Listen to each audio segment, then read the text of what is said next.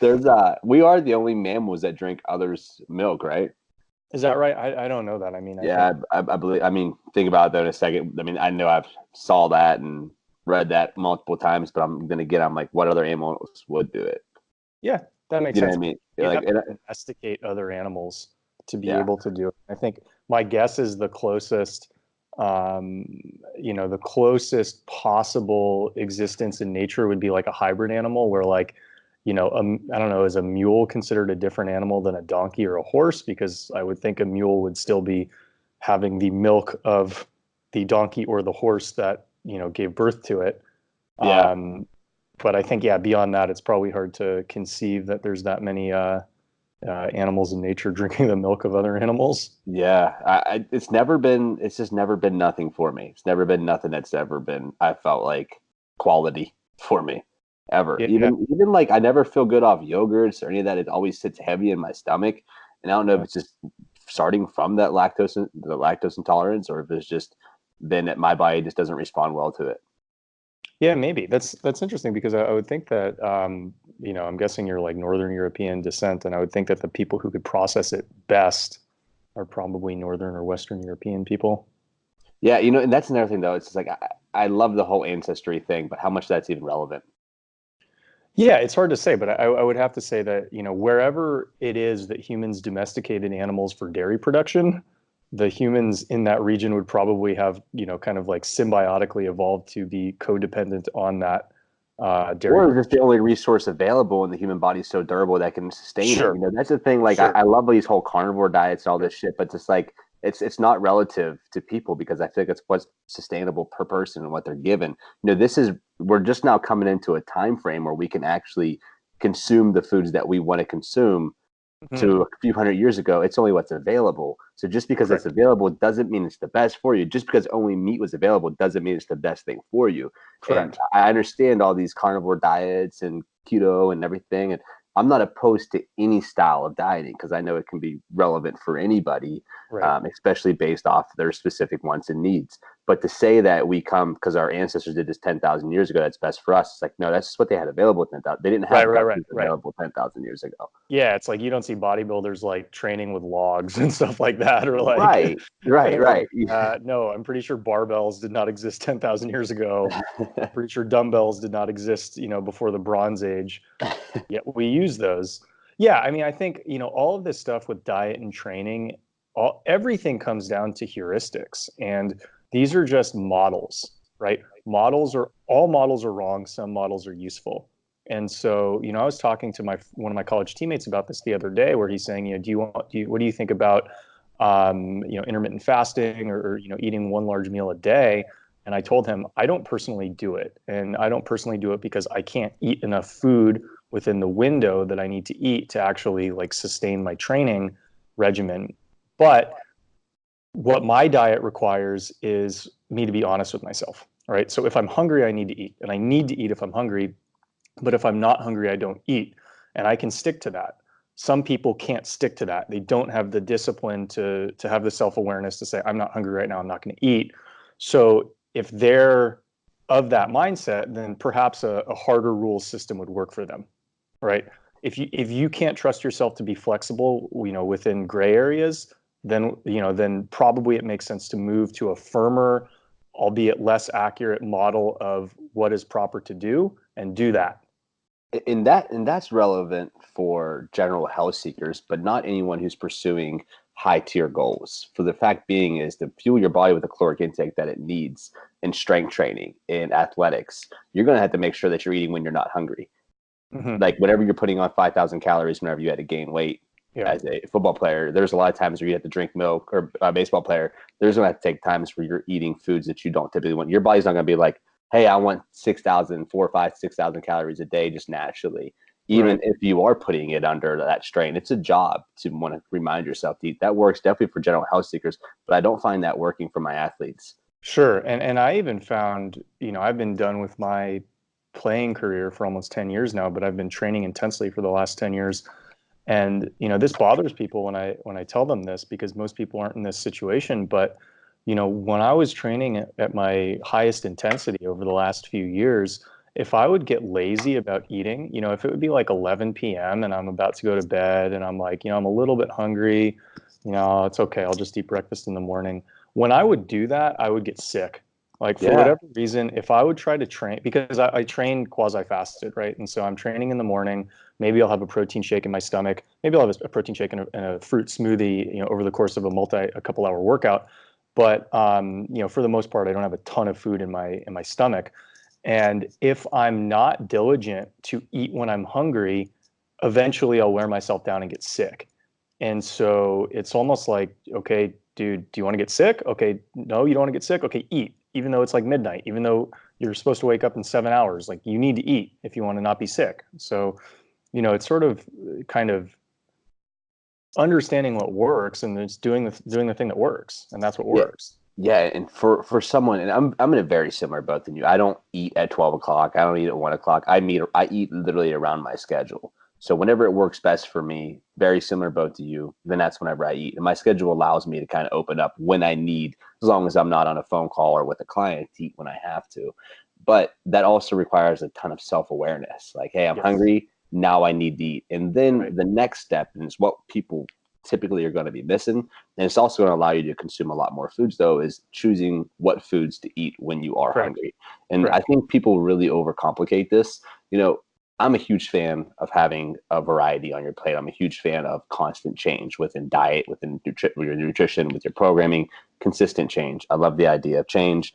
I think it always keeps our bodies guessing, and it keeps us too. It keeps me fresher in my mind, not eating Hmm. chicken, broccoli, and rice every day. But Sure. no, there's a lot of meals that I have, and it's just a steak with some Hmm. butter. And Hmm. now that's not the most optimal meal for me, especially for the strength training that I'm doing. But that sometimes might be what the meal looks like. Hmm. In the mornings I might consume a steak, and that'll be it. Maybe a little bit of eggs. So I got some proteins and some fats. Might not eat a carbohydrate then until noon or 1. Now that's not always optimal from doing a heavy deadlift day that Right. evening. So trying to fit both, choosing what meal is going to be best for me per that given time based off what results I'm looking to achieve. A lot of general Sure. health seekers can truly get away with just increase their protein just a little bit. So for one meal, don't worry about having to take in a carb with it. Don't need a potato for every meal. You don't need a rice for every meal. Now, if you're going to track your nutrition in a manner of macronutrients or whatever you're going to track your nutrition in, I'm not big on tracking. I don't do too Right. much tracking I because don't track it either. it's just too much on my plate. Like it's Yeah. another thing I have to do. And it's just, I Yeah. kind of, me and you've been doing it long enough though. If you had to give me a rough breakdown, I'm sure you could give me a rough estimate on Yep. your macronutrient Absolutely. breakdown. But Yep. you've been doing this, so you said almost 2 decades, right? Hmm. Hmm. So it's like when you start doing something for great length of time, you can truly get into your wheelhouse. Like this is what functions best for me. At the end of the day, what you've achieved is what everyone should look to achieve. They Right. shouldn't feel like they have to be a robot to track every single meal. Everyone should get to the position where it's like my training is lining directly up with my nutrition, and my nutrition is lining directly up with my rest. So my Right. body's just optimally like, hey, every 3 to 4 hours or whatever it looks like. On Tuesdays when I do deadlift day, you might find yourself more stimulated, so you're hungry a little bit more the following day. Right. So you're I eating mean, more and that's to why, recover.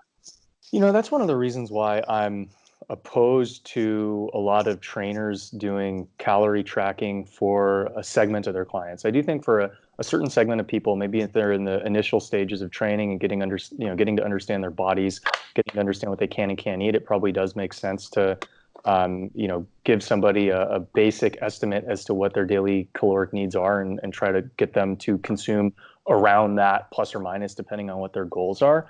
But for me, if you were to take my lean muscle mass, um, which would probably be a more accurate indicator of my caloric needs, than necessarily just my body weight, and you were to say, okay, Alex, you want to lean out a little bit. You want to maybe get a little bit more shredded for the summer. So we should take what we're projecting you need, which is about 1,800 calories a day based on your lean mass, and we're going to cut that by 200 calories a day. So you should eat 1,600 calories a day. And it's like, okay, that would be the appropriate amount based on what my numbers say. But I took a breathing basal metabolic test maybe 4 months ago, where it's actually measuring my caloric input and output based on the composition of the chemicals in my breath. And what that said was that I'm actually burning 2,600 calories a day at rest, not 1,800 calories a day at rest or 2,000 calories a day at rest, whatever it was. And if I were to only eat 1900 calories a day, it should be done only under medical supervision. That's what the breathing test said. And so if, granted, I'm in the tail end of what, most people's metabolisms might be. But if I just blindly followed the advice of a trainer based on the numerical, calculations for what my height, weight, and body fat is, and followed a mild cutting program, that would be designated as actually a massive caloric deficiency that would need to be medically supervised. And so, and thousands upon thousands are doing this. This is my advice to trainers, especially when we talk about nutrition. What I typically have people do is for the first 3 weeks they're with me, I want them to track their meals in a Fitness Pal app or whatever it looks like in each given day. I don't care what it is. I don't care if it's shit, what it is. yep. Just track your meals. Let's see the foods that you're consuming first. That's the first 3 weeks. The next 3 weeks, I try to clean that diet up a little bit. So fill the macros a little bit more efficiently. So we're going to go ahead and start filling the diet a little bit better with the same caloric intake he was at. We're taking measurements too every 3 weeks. Based off the second 3 weeks, now that we have more efficient foods coming into the body that's fueling our body, now I can start to take more accurate, I should say, I have a more accurate guess onto which route I want to take them, whether it's increasing their calories based off of whatever our end goal might look like, or decreasing our calories. When you have weeks upon weeks, then what I'll start doing is like, say, hey, Alex, you want to go ahead and drop some weight to get shredded for summer, and you're taking in 3,500 calories. Instead of saying, oh, I'm just going to drop 400 calories off, now that I've been tracking you for 6 weeks, I can say, hey, let's manipulate your carbohydrate intake like this. Let's increase your protein intake like this. And we can start manipulating his macros a little bit more while not dropping a ton of calories. Do that for 3 weeks. See how the body responds. Right. People don't want this because I just talked about this, and we're damn near, we're 9 weeks in, what I've just explained already, and we're about to head into week 12, and we really haven't figured it out yet. And we haven't figured it out yet because we're actually figuring out what's best for the human being long term, not this week, not to go a crash course diet in 12 weeks. No, most fitness trainers and nutrition coaches are still crash course dieting, and they think they're not, but they are. Because they're just based off of exactly what you said. And I've been preaching this, especially for the females, because I had a girl come in, she's like on like 900 calories. I'm like, are you alive? Like, why? How like are you pulse, alive right now? Like, I'm checking her, like, you sure you're good? So I think we can all be a lot more responsible with that. But here's the deal. I understand trainers though, because they know that they don't get to have they might only get 4 weeks of the client. They only get 10 weeks of the client. They might not get very many months with the client to actually groom them into position that's actually going to change the course of their entire life. So you can see both ends of things. And until people begin to take their body, their nutrition, and how they fuel their body with their nutrition more seriously, it's always going to be an uphill battle for trainers to market themselves in a way like, hey, I need 24 weeks with you. And after 24 weeks, I can basically put you on your own forever. And you're not going to monitor your training or whatever that might look like in your movement. But as far as nutrition goes, you need time, a lot more time than people are recognizing.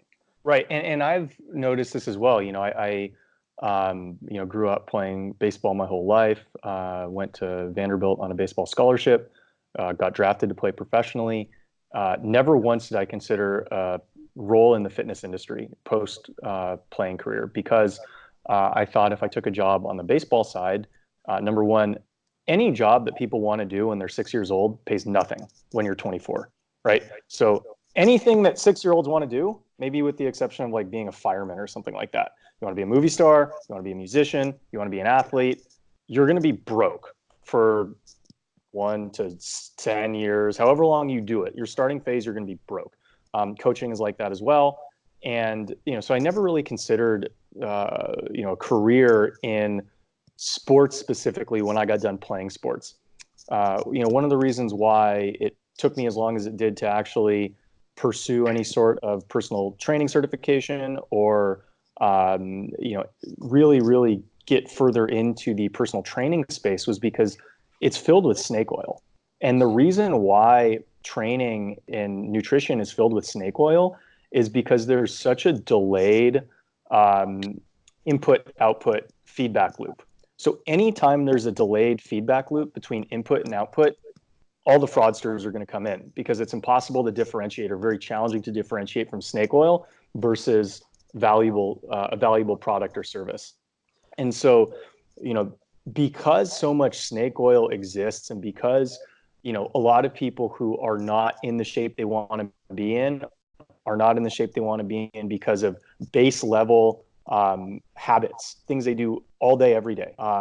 When something in their brain says, I want to make a switch, whether it's a New Year's resolution or some life event saying, I need to change this, they want to undo 15 years of damage in 1 month.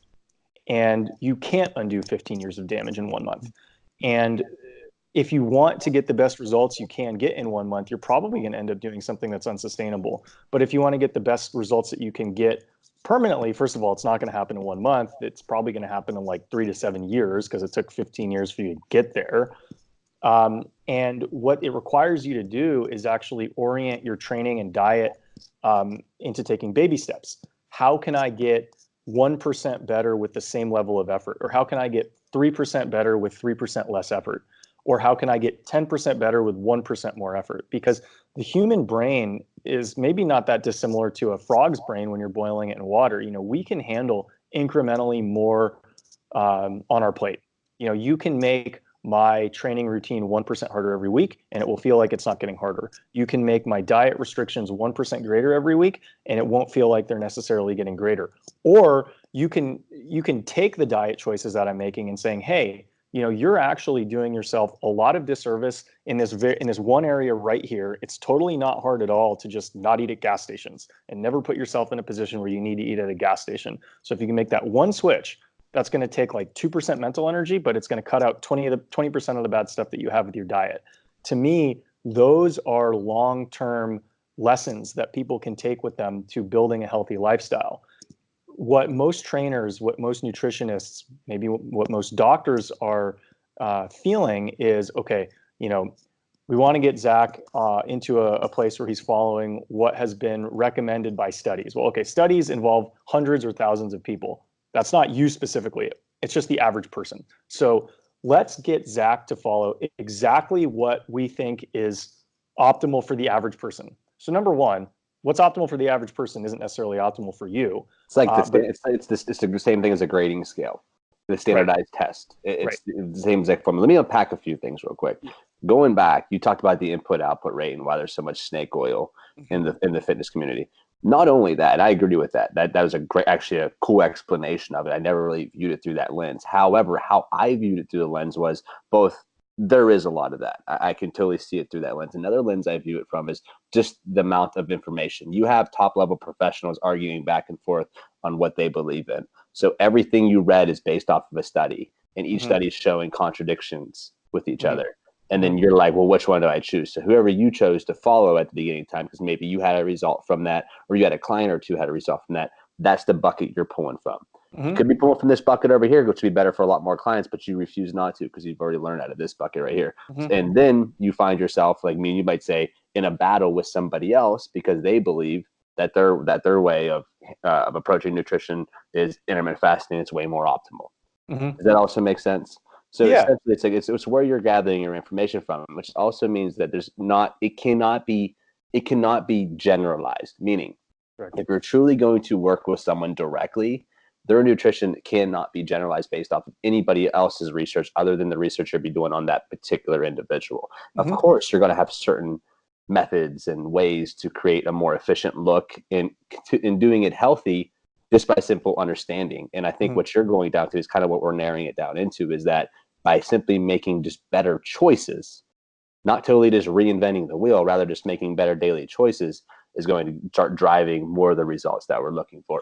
Yeah, and I think, you know, one of the reasons people fall into these mental traps is, you know, if they have the same mindset that I did in my early 20s or mid 20s or even late 20s, you know, it's sort of like you look at industry leaders and you think that these people are experts within their domain.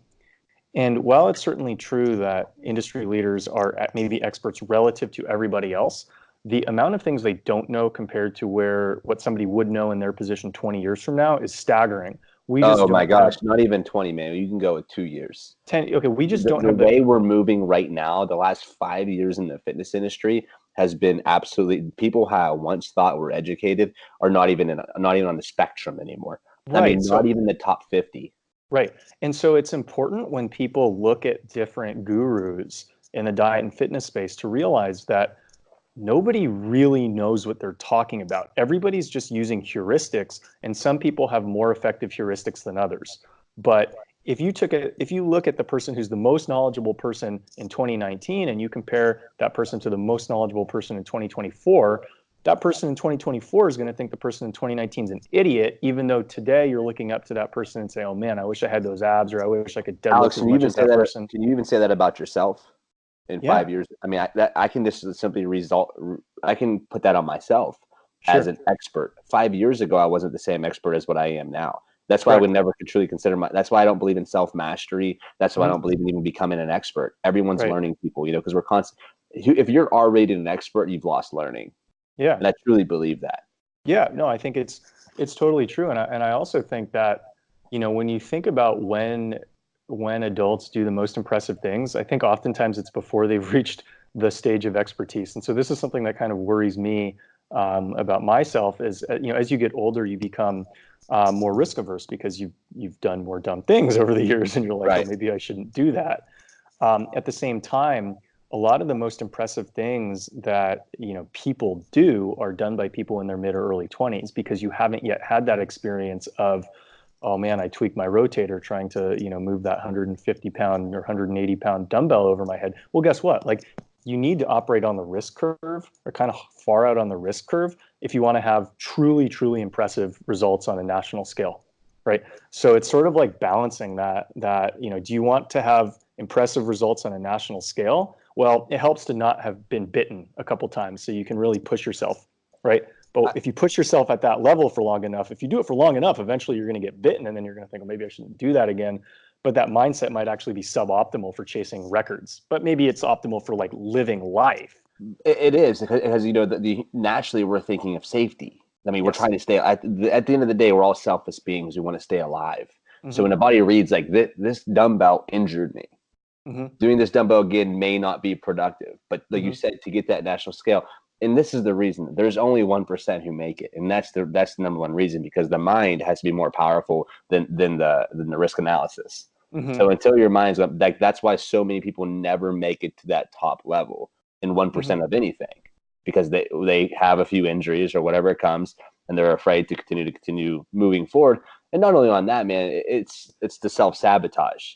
Yeah. Once an accident happens to one person, most people don't know how to handle adversity. That's why I speak so much on adversity. Once someone can learn how to harness adversity and use it to one's advantage moving forward, I know we're using the dumbbell story because I'm the one who did the Yeah. dumbbell. So moving forward, I know next time if I'm that late in the prep, and even if I'm feeling that good, I don't need to push that top number that much, especially on a day when it's windy outside. You can catch the dumbbell.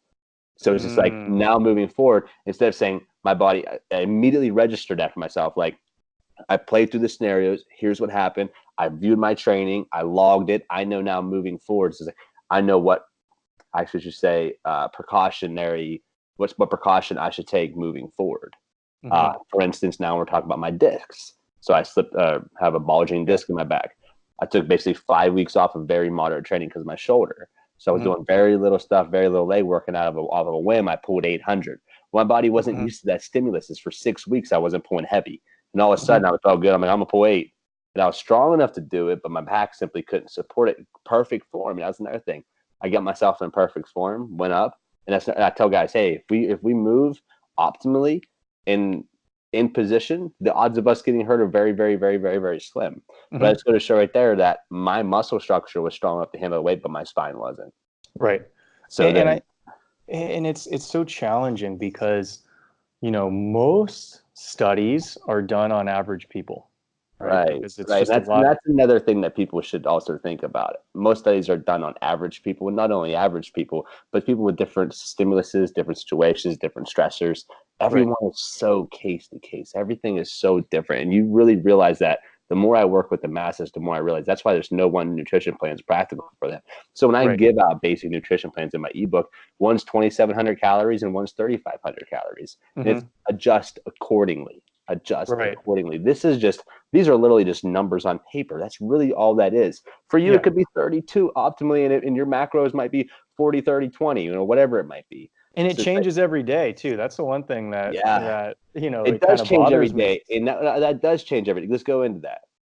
Well, it bothers me when people, they give these false, plans that are built around false precision, where you will eat 2,800 calories per day because that's your maintenance level, or whatever, 1,800 calories per day because that's your maintenance level. It's like, guess what? How much coffee did you drink today? How much did you sleep last night? What's the temperature outside? Is it the same every day? Well, if it's not the same every day, then your caloric needs are going to be different. Are you doing the same training every day? Oh no, you lift upper body, then you lift lower body. Okay, well, there's Right. different muscle mass and those different muscle groups. Like, it's different. Everything That is different. And so, that's the beef with carb cycling. You got guys who carb cycle. Why'd you do arms today? Yeah, but you did fucking deadlifts yesterday. mhm, So now you're doing a carb cycle and you're lowering your carbohydrates today when your body needs what? Fuel to recover. right. And you're not feeling it. You're cycling today. So you're down 3,500 calories or you're down 500 calories today. But the Right. idea, though, is to give every trainer the benefit of the doubt who's listening to this right now. You're basing information off the best information available to you. And 9 out of 10 trainers, as long as they're halfway just not retarded, are going to be able to give clients results. Might not always be the healthiest, but it's always going to be healthier than the situation they're in if they're supplying good enough food intake for them. Hmm. Meaning, as long as you weren't at 2,800 calories, I got you on 1,300 calories, I'm cool with it. But if you're Yeah. dropping 500 calories out and cleaning up the diet, good for you. That person needs to lose that weight anyways. They're going to be Hmm. okay. The human body's durable and sustainable. It will live. I've Hmm. saw people live off of fucking, like I said, 900 calorie prep shows for 3 months. Hmm.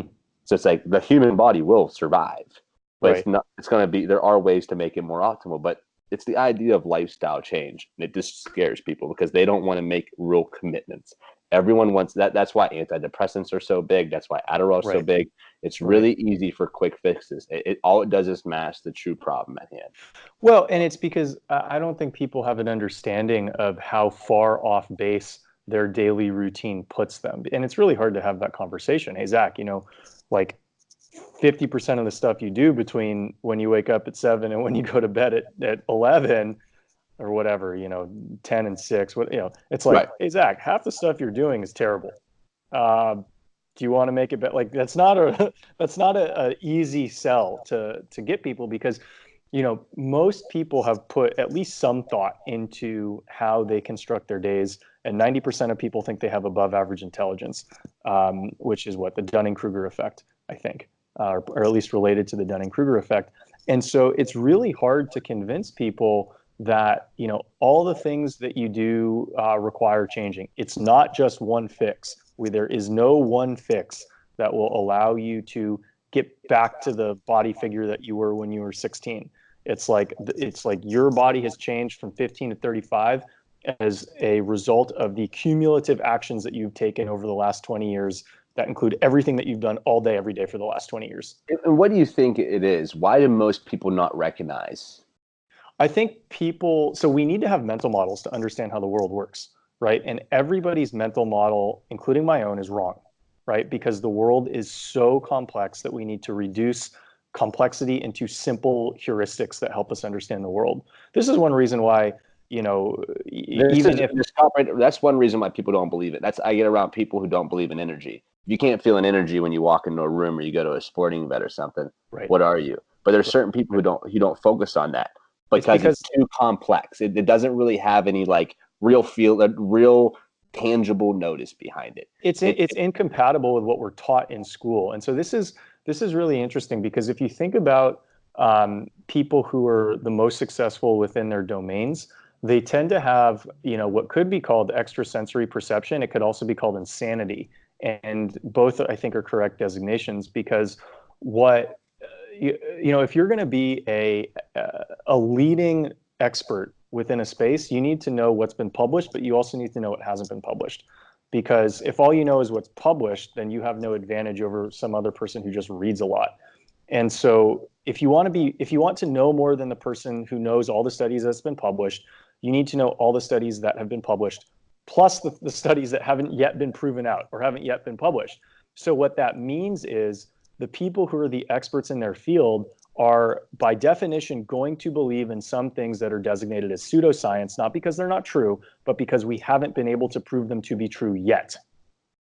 And I would believe that feeling energy is just like that, because obviously, if you look at elite athletes, if you look at, as a baseball player, Ricky Henderson was one of my favorite players growing up. And people would talk about, they'd number one talk about Ricky not having the normal set of intelligence that would be conferred to an intelligent person by a common standard. However, the person could clearly read minds. Like Ricky Henderson could tell when the pitcher was focused on him versus the batter.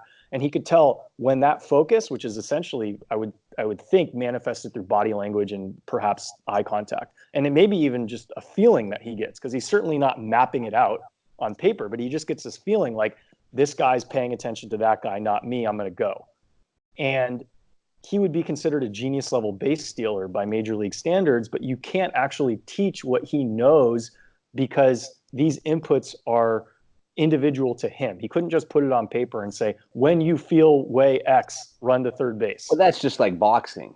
Top level boxers, as much as you could teach them, they're still understanding a ring generalship. You have to understand the ring. You have to understand what your opponent. You have to know what your opponent's doing before he does it and react to it before it happens. That's the sweet science. That's what they call it. You talk to most boxers, one of the most wealthiest men in the world right now, Floyd Mayweather, can't read. Right. And this is something but he's a billionaire because he's mastered his craft. That's just bringing that full circle, like the nutrition thing about basing everything off particulars information and trying to base a way of education around or knowledge around a standardized testing. Just not everyone's going to fit and confine into that space. Well, and one thing that I've observed over my baseball career and also my working career is that a lot of times you will have extreme abilities derived from extreme disabilities. And so, you can use an oyster example where if you want to find pearls, you need to find a defective oyster, essentially. And so, one thing that can be, possibly helpful in achieving greatness is to have a disability that other people don't have because, as you said, the human body's durable and we tend to be able to overcome disabilities. Now, that doesn't mean the median person should go out and seek that disability. What it does mean is if you look at whoever populates the extreme end of success, the top 100th of 1% of society, I would guess that they might have a lot in common with some of the people who actually populate the bottom 100th of 1%. But the difference is they were able to overcome that. So if there's two people, one person has a setback, the other person doesn't have a setback. The person who doesn't have the setback is ahead. So on average, that person's going to do better.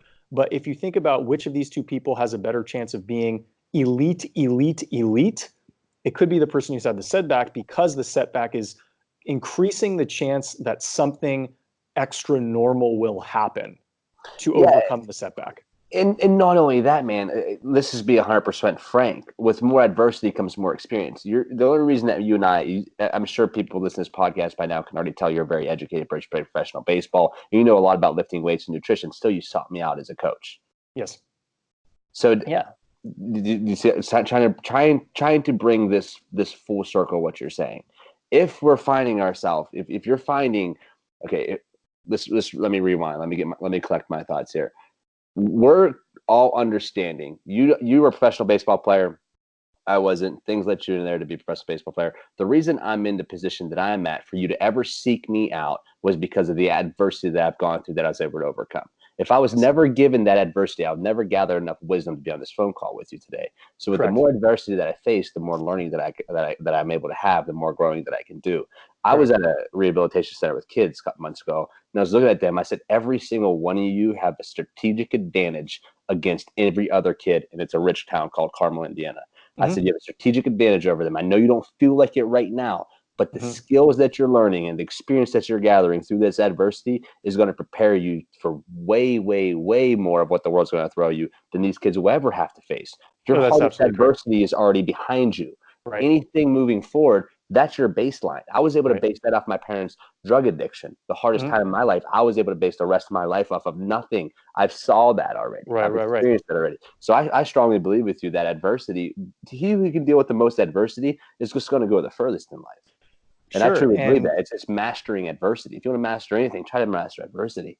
Sure. And I think it's important to, if we deep dive into this, I think about the hardest 4 years of my life were my 4 years playing baseball in school, similar to, what many Division I athletes or scholarship Power 5 Division I athletes would feel is the level of discipline and commitment that's required at the high end collegiate level is probably in excess of what it's required at the professional level. I had a friend who was playing in the major leagues at Yankee Stadium a few years ago, and he was saying, he's looking around and he was saying, this feels easier than what we were doing in college. Um, because all of the context just makes it easier to perform as a professional level, where the coaches and media treat you as if you're a professional, accomplished individual, or as if you're in college, you're still treated as a subordinate and you're not afforded the leeway to kind of go about doing everything the exact way that you want to do it. It's natural, it's understandable. I kind of forget where I was going with this. Crap. Oh yes, adversity. So, the 4 years in school were the most challenging years of my life, because 100% of the people that I knew through baseball. And all of the performances that I did were televised on TV and written about in the newspaper. So if I had any slightest doubt in my ability to perform, that was going to manifest itself through my physiology. And it really did, because like many other people in baseball, I did doubt my ability to perform. And so, what this ended up resulting in is, you're not sleeping well. You need to go perform in front of a large crowd. Maybe you only slept 5 hours the night before. Your equilibrium feels a little bit off, but you need to go out and you need to perform. And you're going to have adrenaline running through your veins all day because you have a really big game coming up. But guess what? You can't tell the coach that you're not ready because you need to play.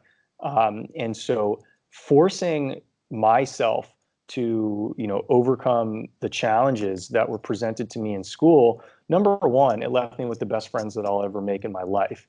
Because if you can overcome challenges with a group of brothers or sisters, that forms a bond that can't really be formed if you're just going through easy good times, everything's downhill, winds at your back. Number two, it forced me to develop the mental heuristics to overcome additional adversity, because one thing that I noticed is the teammates that I played with who were the most successful were able to succeed under pressure better than other people. It wasn't because they were just mentally tougher, and it wasn't that they were just better at the things that people think are good. It was actually because their brains structure and process information differently, and so they're actually less attuned to stress because they're not focused on negatives. They're focused on positives. And so in order to, there's a couple different ways you can go about life. You can go about it trying to seek positives. You can go about it trying to avoid negatives. And almost everybody is some combination of the two. The most successful people will put an undue amount of focus on achieving the positives, and they'll have less focus on avoiding the negatives. That does mean they might be more susceptible to experience the negatives, but it also means they're going to be more likely to experience the positives. And learning Boom, from boom, boom, boom, boom.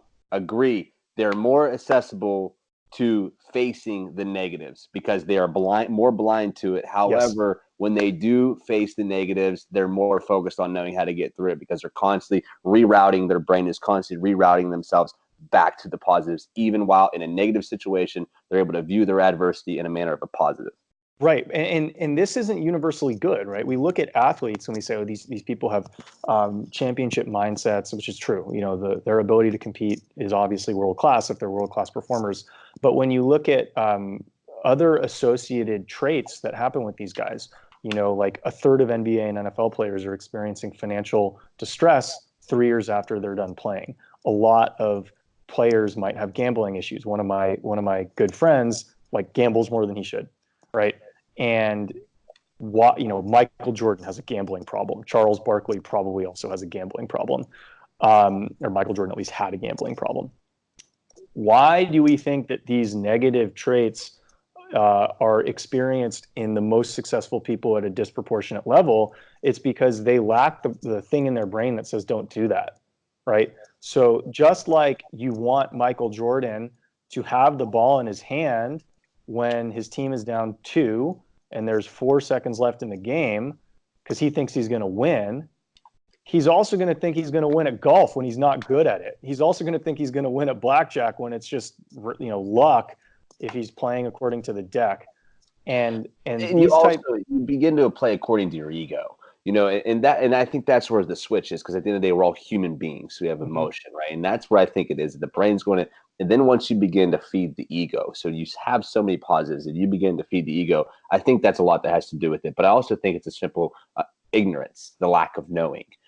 I think the lack of knowing how to handle money is another reason why professional athletes never are able to hold on to money because it's the ignorance. If you've never had something, possessing it and possessing it times hundreds of millions more than what you once had is going to be really difficult. I've never managed somebody manage 1,000 people.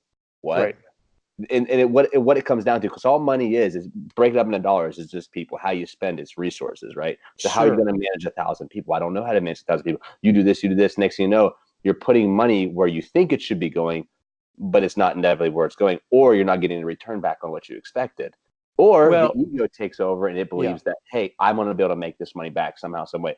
Most people I talk to who are at the professional level, like, put it this way, a couple weeks ago, week ago, that was actually Monday. I was chatting with long snapper that I work with, plays for the Jaguars, and he was talking about how he got to get one of his motions going a little bit quicker with his feet. And I was like, I was like, oh, so you're getting beat on that side? He goes, no, I ain't getting beat.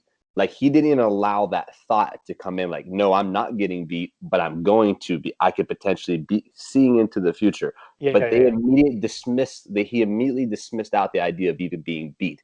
He doesn't Right. allow it. So when Michael Jordan plays blackjack or whatever, he's already dismissed the idea that he's going to Right. lose.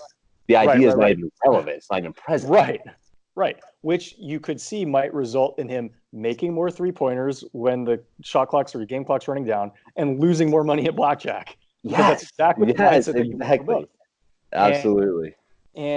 the other thing that I think is really interesting when you think about elite athlete psychology is all of them had to ignore authority to be Oh, successful.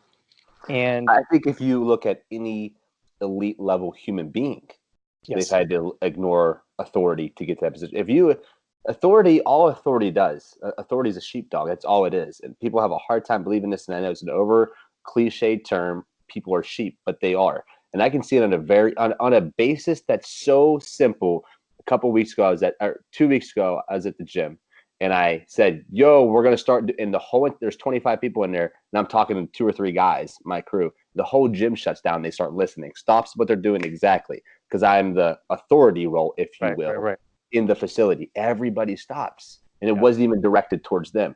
yeah. So many people are getting authority that's not directed towards them and doing things that's not even meant for them to be doing because they took authority from somebody else who didn't have the same experiences that what they once had. Right. But the challenge in that is people's mental models for how the world works are always imprecise. And so if you're a professional athlete, chances are you told people that you wanted to be a professional football player when you were in third grade. They told you to be more realistic and maybe, focus on school and you can play sports if you're there. Well, you told people that in fourth grade, they told you the same thing. You told people that in fifth grade, they told you the same thing. You told people that in high school. You told people you were going to make the varsity team as a sophomore. They told you, maybe you should have more realistic expectations. You made the team. You told people that you were going to go play at a Division I school. They said, well, maybe you are, maybe you're not. You did. So you have a life of experiences that had you pushing back on the consensus, right? Because the consensus says you're going to be normal, and your mind said, no, I'm not going to be normal.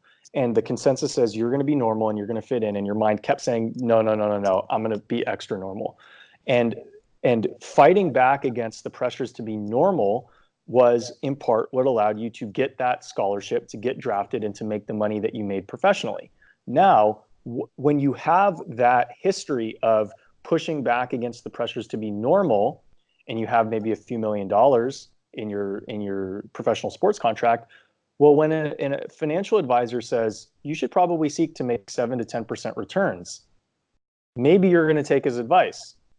Maybe you're going to say, yeah, I don't think so. I think we can do 10 times better, because that's what you've been doing for every other thing that you've been doing in your life, and you've been having success doing it. So why would you stop?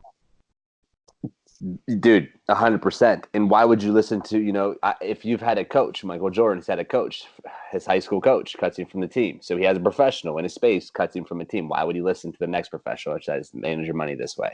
Right. It And makes it so, makes total it makes total sense, man. I'm yeah. 100% on board with that.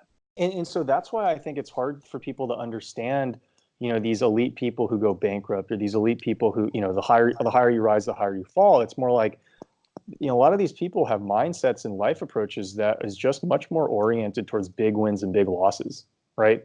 That's just what it is. It's like and you can't just make that person normal, right? You can't just be like, hey, Zach, you squatted 700 pounds. Like, don't you think that's enough? Right? Because by most people would be happy to squat 500 pounds.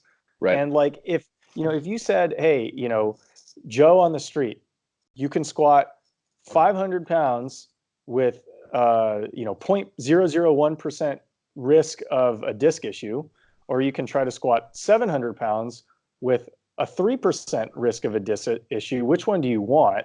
Most people will say, well, 500, like that's enough. I don't need to squat 700 pounds. But for the elite people who want to make the jump from 500 to 700, they're not even thinking in terms of percents. They're thinking in terms of, I just need to execute this lift like this, and I'm going to be fine.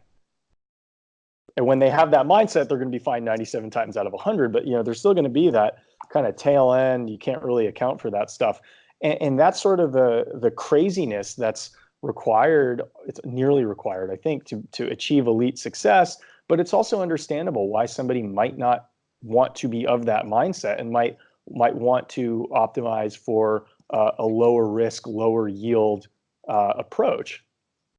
Yeah, and just like with anything, though, I love that approach, and that also is just another reason why most people are average.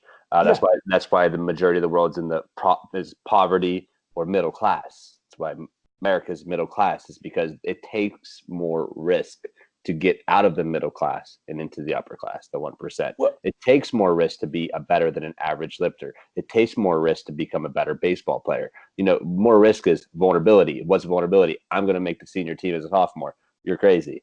You're going to be vulnerable to say that, but you have to verbally say that to believe in that. You have to verbally think that to believe in it. In order to manifest thoughts, they must be first a thought and then manifested. Yeah, I mean, and I think of it even more primally. When I grew up, I was probably, maybe on the tail end of the autism spectrum or something when I was younger, because I was much more math oriented. I didn't have siblings growing up, and my first like large family experience was probably just baseball teams, and so a lot of human behavior didn't really make a ton of sense to me. But I just kind of kept watching it and watching it and watching it, and I'm a believer in evolution. I'm a believer in evolutionary psychology. And when I kept seeing things that confused me, the only way, after kind of years of hitting my head against the wall, the only way that I could understand it was to kind of really, really internalize the fact that humans are pack animals. And humans are pack animals and will orient themselves a certain way around a leader, an alpha. So if you start speaking loudly at the gym and people all stop and listen to you, then they certainly perceive you to have those qualities, right?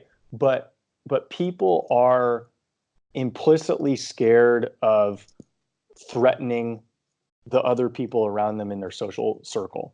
And seeing other people advance ahead of you is threatening. Advancing ahead of other people threatens them. And so people are very status conscious, whether they realize it or they don't. They're very aware of where they sit within a social hierarchy, whether they can consciously articulate it or not. And so if you're going to have a lot of pressure to maintain or lower your place within a social hierarchy. And this isn't even a US society thing. This is just humans. Humans will feel pressure to maintain or reduce their place within their hierarchy, because that is the approach that threatens the least amount of people. But it's also the approach that limits your chance the most to rise within that hierarchy. So if you want to rise within the hierarchy at a small rate, you need to do what the people at the top ask you to do, because they're going to ensure that you rise up just a little bit, maybe not as much as them, but just a little bit if you follow their lead. But if you really, really want to experience the success you need to experience, you actually need to get out of that hierarchy and compete in parallel.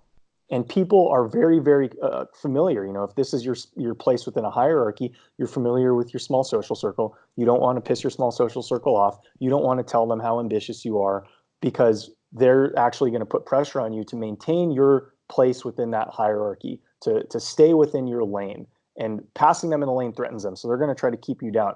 And so oftentimes, it's understandable why you would feel threatened, because absolutely you're going to piss people off when you tell them that you think you're better than them, or you think you're going to outcompete them, and you're doing the things that will suggest that that's actually possible. But that's actually kind of the only way that you're going to ascend at the rate that you want to ascend and make the achievements and progress and jump that you want to make. So Absolutely. no, there's not. Absolutely. 100% of the people who have found any success in their life are going to have people who speak about them negatively. It doesn't matter if you are Jesus, the biggest hater that wrote a whole Bible about him. The biggest hater has most haters of all. The reason being is anytime, like you said, that people are going to feel threatened, they feel something, they're going to try to confine you to your space. When they see you break out, oh, he's better than us. He thinks he's better. He thinks he can do more. It's a self-reflection on what they're not doing themselves, what they're not fixing within themselves, and they're not trying. So they're trying to confine you to the space. You're breaking out. That's why you always see, as the more I grow, the more I learn about, like, because I remember when I was younger, I would hear like sales guys are there. Certain sales guy was in our town, small town, did really well financially. Son was super cool kid, most popular. This whole thing. I remember my dad hated him. Said he was a shyster, this, that, and Yeah. a third. Got to know this guy. He's a great guy, really cool dude. He just so Yeah. happened to be someone who was in sales who made something of himself. And to make Hmm. something of himself, that he had to quit his 9 to 5 what steel mill job. And he Yeah. said he was better than that. It wasn't because because the people I was working there, he was better than him. He was just better than the field that he was in. He Hmm. moved on, advanced up the ladder. People say, oh, he thinks he's better than everybody. He had to cheat his way to get whatever that might look like. Hmm. Hmm. No, and human. Yeah, it's interesting because just playing baseball in front of thousands of people, one of the heuristics that I had to learn was I needed to figure out how to reduce stress, right? And it was stressful for me to perform in front of thousands of people who would make fun of me if I made a mistake. They would look for ways to get in my head, particularly on the road, or maybe exclusively on the road. And so, going through that experience for several years, you need to create a mental framework that allows you to drown that out. That just allows you to ignore it. And I think after doing that for a few years, it's very easy for me to just, okay, you're dead. Like whatever you say is like totally non-existent to me. This is just noise.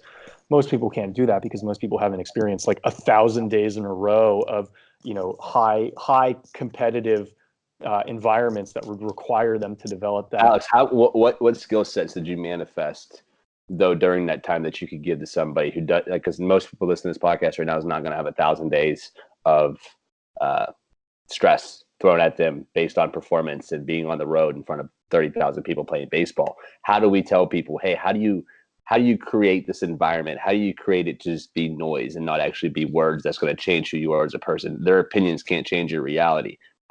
What skill sets? What are you doing other than just the experience that you gathered? But what can you ball that up and throw it at us and tell us, hey, this is what I would focus on to block out Yeah. this, where it is So I, just like you're still going to hear it, but it's just right. noise. So I think you need to be able to bucket people and can these people hurt me or not? Right. And so if you're talking about fans, basically like hecklers in the stands, they can't hurt you, right? They're not throwing batteries at you. They have no ability to impact your work. They're just hecklers. So as far as that's concerned, if they're getting in your mind, it's okay for you to just say these people are dead. Like these people's existence doesn't count. It is 100% meaningless because there is nothing that they can do to get inside my mind. And it's totally okay to create, in my opinion, status differentials. It's okay to think that they're beneath you. It's okay to do whatever it is you need to do, augment your ego, whatever. You need to do whatever you need to do to drown out that noise.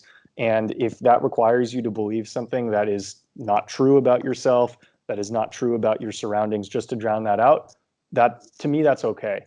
You don't have to have rational thoughts going through your brain all the time if your mind's oriented towards success. So if you want to think you're greater than you really are, just to drown out those people who can't hurt you, that's okay. Now, what more people are going to be familiar with is maybe their colleagues, want them to, kind of temper their ambitions, or maybe their boss wants them to temper their ambition. That's a little bit more of a challenging dynamic because you can't treat them like they don't exist. Like that's just not a possibility. And so, if you're going to go about doing that, what I found works the best is when you're communicating with people, you don't need to speak loudly. If you disagree with people, work to be confident enough to disagree with people while speaking at a lower volume than them, right?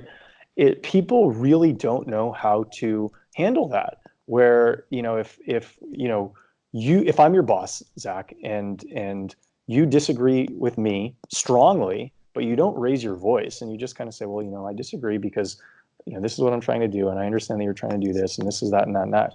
It's really hard for people to hate you for that.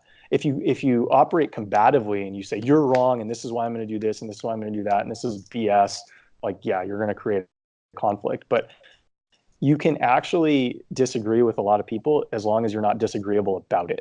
So I think figuring out how to disagree without being disagreeable is the way that you can, let's say, limit the emotional strain that you place upon yourself when you disagree with people. Yeah, but how But long can you stay in an environment that constantly disagrees with what you believe is true before you start confining to what's true to them? That's I feel like that's what's happening with Middle America. We're constantly confining to what one alpha, one authority has to say, and we're confining to that.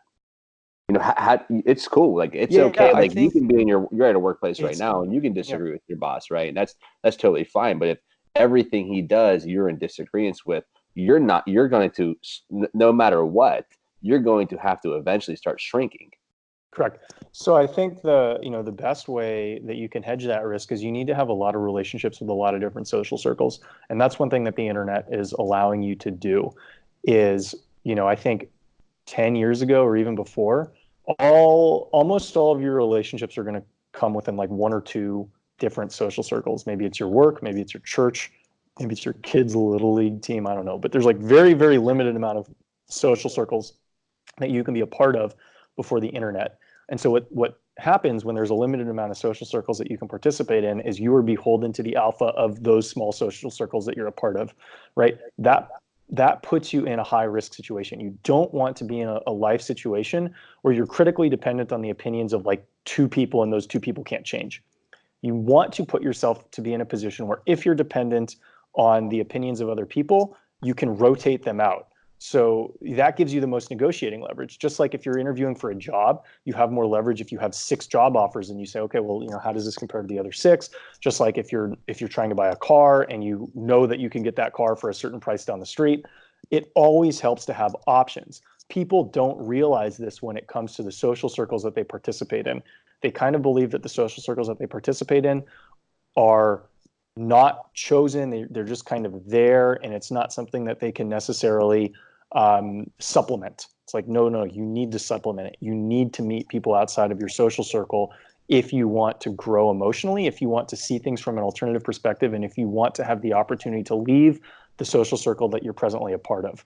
And I And also so, think it's going to be encouraging to get you out of your current social circle, meaning work. Is to say this is really pinned on work right now. And when mhm, you're in work, you find work's bringing you the most unhappiness, because you're not in agreement with how things are being coordinated. And you see it from different social circles and how other people are operating. So you say, I want to operate more on this level. That though that's good to get other perspectives, it's also going to have you growing more distant to your current circle. And that's the yes, problem for the authority. The authority is realizing you're growing more distance from your circle, but all that's going to do is create more friction in between. And when it creates more friction in between your workspace, now you said, this is kind of just the way it is. But now that you've found there's multiple ways to live and multiple ways to do the things that you're doing, you're growing more distance from your boss, but also that could lead to complacency in the workplace, and also it can be complacency as an employee because you're not in agreement with what's happening for you. So I think it's important to recognize those. But if that is true, you need to evacuate a specific circle, well, yeah, and because the I longer you think stay in it and you're providing for something that you don't believe in, you're losing part of who you are. right, and I mean, I think that's something that Jordan Peterson. Um, oh crap! Oh wait, no, sorry. That's something that Jordan Peterson, talks about, and that's something that um, I have been, pretty cognizant of over the last 10 years of my life. Is I've always felt that I could mute myself a little bit to avoid conflict, but I couldn't mute myself entirely. So when I was at Google, which I worked at for 6 years prior to, my current job that I started about a year ago, I always respectfully disagreed with people. And a third party might say, no, that was actually a disrespectful disagreement, but I never felt like I had to keep something on my chest. And this is actually one thing, if we want to bring this back to fitness, this is one thing that fitness really, really, really helps with. Because if you are in better shape than the person you disagree with, you bring automatic credibility to what you're saying. Oh, and you Um, know what? Every fat person listening to this right now hates it. And it's just so true. It doesn't matter the level of education or anything. It just really does. I yeah. 100% agree with that. I see it very consistently with me. I see favoritism towards me just in conversation from Right. other people in the room simply because I'm more confident than the person speaking and I'm in better shape than the person speaking. And I'm going to be 100% honest, I'm stronger than the person I'm speaking to. If I'm Yes. more physically stronger than the person I'm speaking to, already there's three things right there that's leading me to be more alpha and to be more respected within the conversation. And you see it in interviews all the time. If Yep. you're a bigger stature guy going to an interview and you're going for a sales job and there's some little dude beside it, more than likely, as long as you're not a total idiot, you're going to get the sales job rather than based off your physical appearance. Right. And I mean, you can look, it's so Fat, lazy, interesting. and to be honest, most fat people are lazy. It's correlated together. So if I have two people coming from an interview and you're an ex-professional baseball player and you got chiseled six-pack abs and you're real good looking, and some fat dude come walking up and I can tell he's fat, but he's very well educated, well spoken, I still know who I'm picking. Yeah, and it's because, everybody has to make decisions off of limited information. And this is something that frustrates people when the limited information doesn't go their way. But if you see somebody who has a very, well-built body, there's like a 95% chance, especially as the person gets into their 30s and 40s, there's a very good chance that person's a disciplined individual. So you can at very least surmise that the person's capable of bringing discipline to things that the person cares about. Whereas if you don't have, it's sort of like having a degree. Whereas if you have a degree from an Ivy League school, it's like this person is capable of formulating coherent sentences. I can at very least assume this. Maybe not much more beyond that, but I can at very least assume that. And that's what having a well-developed physique brings you when you come into a conversation with a new person. Now, it might be challenging to wrap your head around this. This is both a good and a bad thing. It's a good thing to have credibility. It also means you threaten people more, right? Oh, Because most definitely. people are going to be cognizant. See, strength both brings you followers and it brings you enemies. Because if you just think of humans as pack animals, well, pack animals either need the security of a strong person or they need to combat the threat of a strong person. It's one of the two. And so, that is why, you know, people who are successful in business and successful in life very frequently had issues with authority when they were younger, right? Sometimes those people had huge issues with authority and they can't be successful afterwards. But a lot of times, successful people in their 20s, 30s, and 40s had issues with authority when they were younger because they're not afraid of challenging people who disagree with them. And they're probably also stronger on average, in terms of their presentation to the rest of the people they talk to. They're strong, right? So strength represents opportunity. It also represents threat. And that's how, and it just depends. Like if you want to open the most amount of doors for yourself in the world, you need to carry yourself as and project strength. But when you carry yourself and project strength, you will also attract enemies. Absolutely. Appearance has so much to do with this too. Physical appearance, what you wear has a lot to do with it too. These things are all true. Something I was thinking about when you talk about packs, you hear this saying, it takes a tribe to raise a kid. Yep.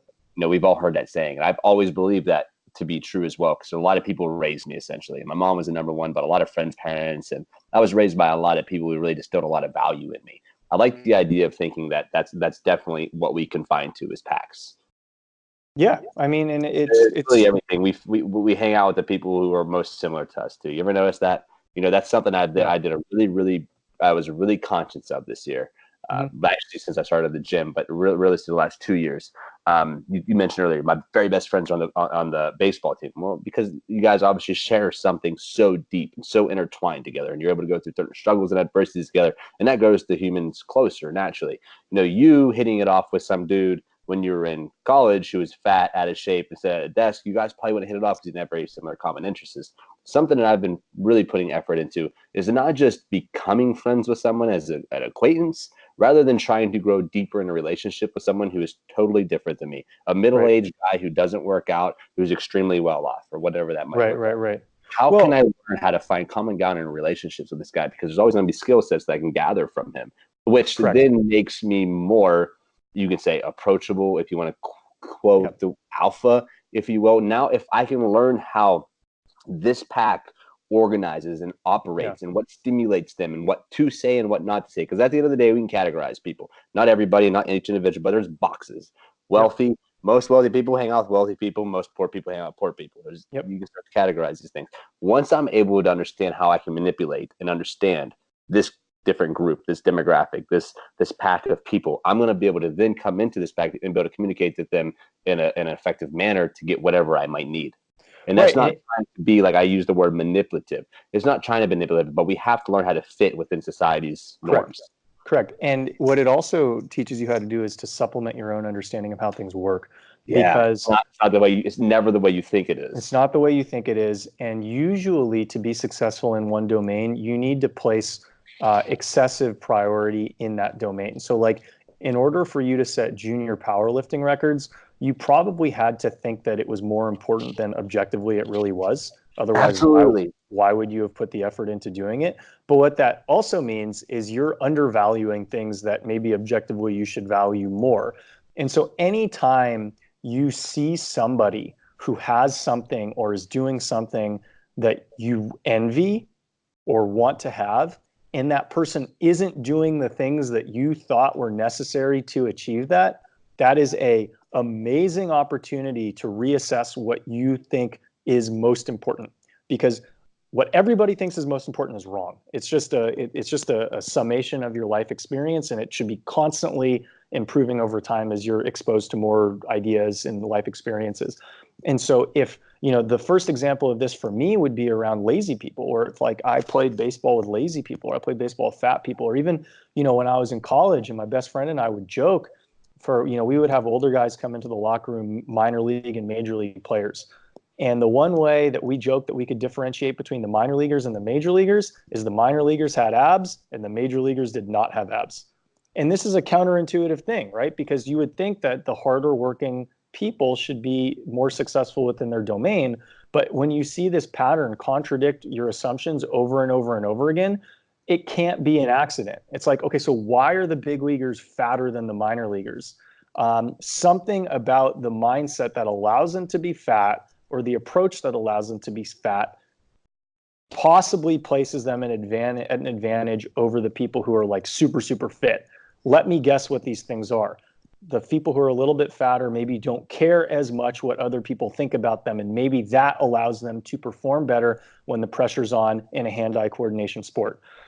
Maybe the people who are a little bit fatter are spending more time doing baseball-specific training and less time doing general athletic-specific movements. And so that's why they are. And so you have to develop different hypotheses to explain why you're experiencing information that contradicts your existing framework.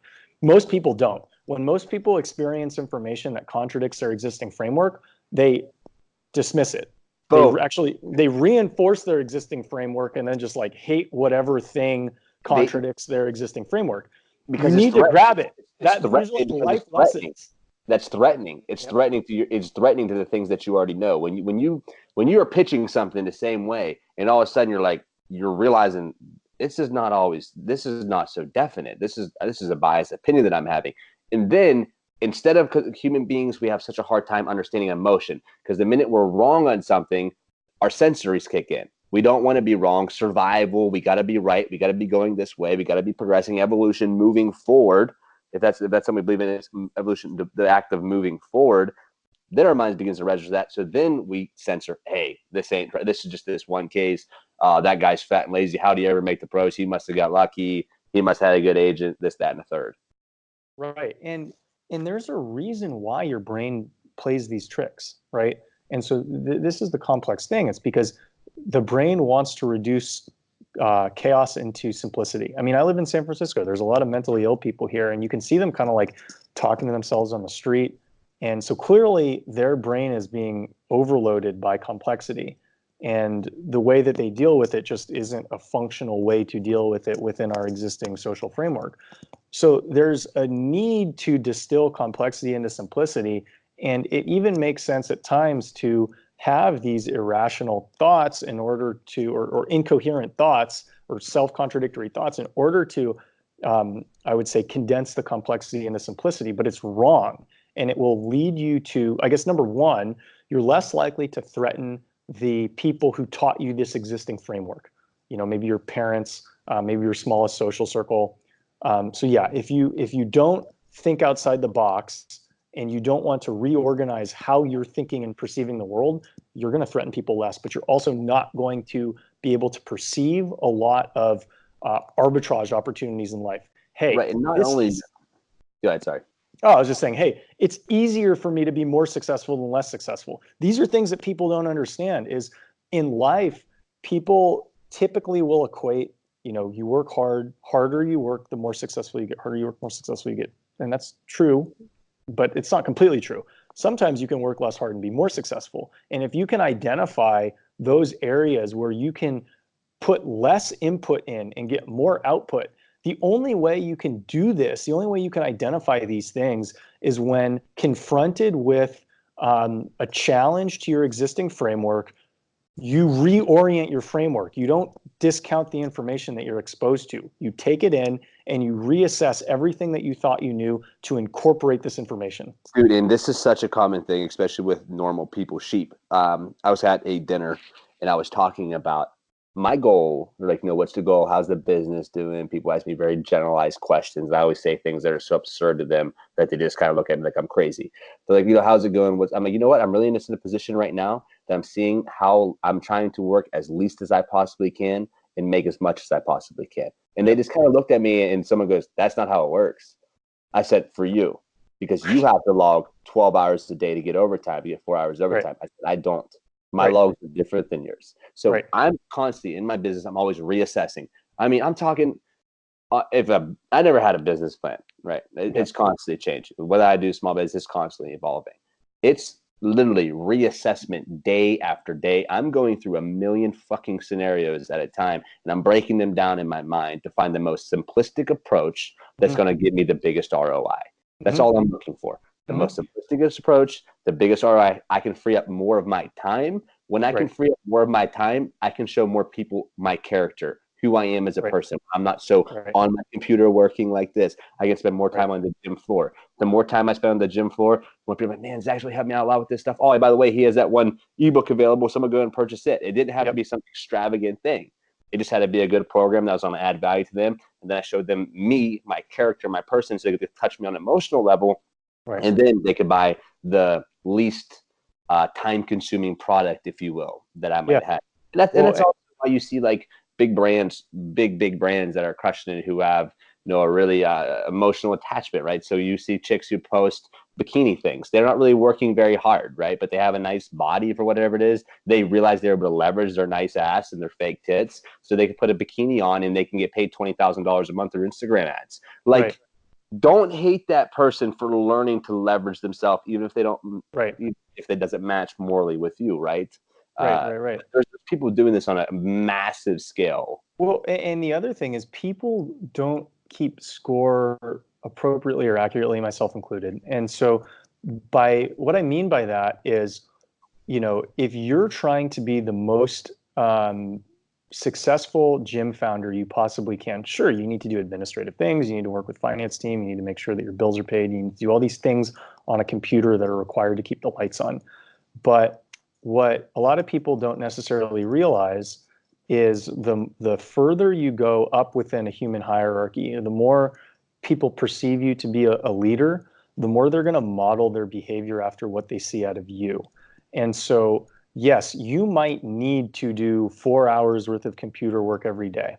But if you have a positive personality and you have positive energy and you're at the top of your hierarchy, if you come out on the floor and people can feel that, that might be the equivalent of $1,000 an hour worth of value that you get, right? And people aren't used to, because most people don't start their lives in positions of authority. They're not accustomed to this sort of evaluation of their actions. Every job that somebody has when they're a teenager is you get paid X dollars per hour, you get paid X dollars per unit. You don't get compensated for simply being the way that you are. But the larger the group that you lead, the more your success is dependent on people modeling the most positive behaviors off of you as they possibly can. And so if your business might derive $100 an hour from you doing, the finance and ops stuff, or maybe you can offshore that and pay somebody $50 an hour to do it, but then you can walk out on the floor and you can bring, you and your team $500 an hour of value, just smiling and engaging with people. Well, absolutely. You need to pay somebody $50 an hour to do the thing that you were going to do. And then you spend the time doing the thing that will bring you in $500 worth of value. But it is counterintuitive to people based on how they got to where they Boom. are. Alex, I said this. My buddy Jay's like, "What the fuck you mean you're creating a team?" A couple of years ago, what's that mean? I said, "I'm creating a group of guys around me to free up time, so I have more time to spend with people." It's like it didn't register to most people. Then I'm doing this right now, where I did the exact model you did is exactly what I did. I'm paying people to do work that I can do, but it takes up more of my time. So I looked at it. If I make X amount of dollars an hour, if I pay this guy X amount of dollars an hour, that means I'm still going to profit $75 per that hour. If I'm paying, Right. if I'm making 100 an hour and I'm paying him $25 an hour, I'm still profiting $75 an hour there, basing it off of me not truly being there, still having to pay things out, but I know I'm going to get a greater return if I'm not there doing that actual work. That's why I have a guy who does all my management and all my back end work. That's why I have a guy who does all my camera work. I have people in different positions. I did the exact model. And Yeah. what it is, though, when you do that exact model, you don't always get it's longer. It's a longer process, meaning you don't have the financial reward overnight because you're paying out a lot. And when you're paying out, so say, let's make the number more realistic, 150, 100 to $50, right? So you're Yeah. paying out 50 and you have 100 coming in per hour. Now you got to take a percentage of that and put it towards growing the business. Now your percentage goes from being 100%, and you have 30% back to the business, to now you're only getting maybe $20 out of the Right. 100 in relation to what it was. So it's also a belief that you're able to increase that from being $100 to $200 an hour, keeping that guy's price relatively the same. Yeah. And But people, that goes in betting on that goes with confidence. I think the lapse there is the confidence issue. I don't want to pay for someone that I remember my dad never pay someone to change the oil if you can do it. Well, I know how much right. I make an hour, and if it Right. costs me if it takes me an hour to change my own oil, and if I make $100 per hour, why would I not spend $30 an hour having somebody else do it for me? Well, yeah. And I think, a lot of People the don't operate bad the scale, though. a lot of the bad lessons that people get from their parents are actually lessons that made sense for their parents, but don't make sense in a new context. And so, Intergeneration too, I think, as well. yeah. And so it's like, look, if I have a fixed salary, if I'm going to make $60,000 a year, if I show up to work, I work from 9 to 5, 50 weeks a year, I make $60,000 and I don't have an opportunity to make more. And as long as I do it, I'm told I will not make less. You have a fixed amount of income. You're making $5,000 gross every month. If there's nothing you can do to change that number and you want to save as much money as you can, then yes, you cannot actually pay other people to change your oil. If you want to save your money, you should change your oil yourself. So maybe that means you're making effectively $30 an hour at work, but then you're also doing oil change work that you might be able to pay someone $20 an hour. You're doing that too. However, if you switch from being in a fixed income to a floating income where it can go up or it can go down, when you switch from fixed to floating, that's when you need to start making those trades of, no, my time is worth approximately this. I cannot spend my time on things that are approximately here, and I should definitely spend my time on things that are approximately here. I also And think it's a switch in mindset, scarcity into abundance. sure, When it you is. think in scarcity mindset, then that's when you're thinking, well, I got to change my odor because it costs me $30 or it costs me $50 and I can save that money and I don't need it. You're in scarcity mindset. Rather saying, Right. hey, I'm going to change. I know I have a fixed $60,000 income a month, but if I pay this $30, this is going to open up. I'm going to be able to make more money somehow because I'm going to have more time to make more money. But that's also Right. thinking in abundance. How can I make more money? So I'm dealt with situations. I have $10,000 coming out this month. Yeah. What can I do to make more money to pay the bills that I have coming out this month? I don't say, Right. oh my God, I'm screwed. I'm never going to. It's a mindset shift. It's a perspective.